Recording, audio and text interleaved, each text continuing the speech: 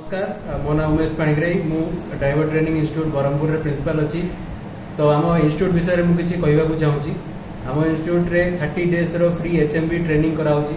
जो मान पाखे लाइट लाइसेंस अच्छी 4 चकिया लाइसेंस जोटा लाइट लाइसेंस जोटा अच्छी से मैंने से आम पाखु आसिक फ्री रे हेवी लाइसेंस कराई पारे। तो से आम पाखु आसला 30 डेज आपको से रहा पड़ो। आपंकर रहा खाइबा DL LL कस्ट 2टा टी-शर्ट सबू फ्री रे मिल आपको गोटे टंका भी क्या देवार ना। पूरा आमर फोन नंबर ये अच्छी लिफलेट जोड़ा सर पठेबे।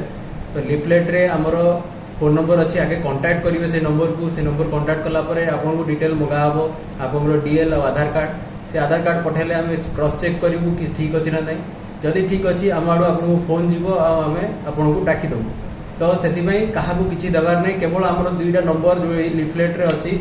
तो ये नंबर तले दिखाई तो से जोगाजोग करके आप निहाती आसबे। तो यहाँ पूरा फ्री रहा गोटे अच्छी कोर्स आउ गोटे कोर्स अच्छी जो आप रिन्यूअल करार अच्छी। आपको हेवी लाइसेंस सरीगला लाइसेंस रिन्यू होनी तो आम पाखु आसबे से आमर सर्टिफिकेट मिले ही आप RTO आसिक रिन्यू करेंगे। तो से सर्टिफिकेट में आपण मैंने आम पाखु 3 डेज आसवा पड़ो।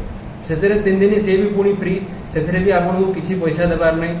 से ही आमर यही नंबर रे जोगाजोग करेंगे नंबर रे जोगाजोग करके आम पाखु आसबे आ फ्री रे ट्रेनिंग नहीं की सर्टिफिकेट नहीं की जीवे। आ स्टाइपेंड भी से अच्छी आमर जोटा कि 3 डेज अच्छी से 1500 रुपीज स्टाइपेंड मिल as a wage loss compensation. आउ जो मानकर 30 डेज जोटा नुआ HMV जो मैंने शिखे से 3000 टका स्टाइपेंड गवर्नमेंट तरफ आपको दि जाए। धन्यवाद। नमस्कार समस्त ड्राइवर बंधु भाई मान मोर नमस्कार। आप शुणिले बर्तमान principal driving training school Ashok Leyland आपंकर ब्रह्मपुर जोटा अवस्थित अच्छी से आपको वार्ता देले। आपन सुविधा निमंते से गोटे ड्राइविंग इंस्टीट्यूट खोल जाइए। मागणार सहज सुविधार समस्त प्रकार ड्राइविंग लाइसेंस पाइपर। आप रही बंदोबस्त अच्छी खाइबा पीबार बंदोबस्त अच्छी। तेणु यार निश्चित भाव में आप सुजोग उठेवा आपको अनुरोध करी। आप जो बाहर एपट सेपट ट्रेनिंग नहीं विभिन्न प्रकार खर्चांतर बर्डन आप रोचे से रही।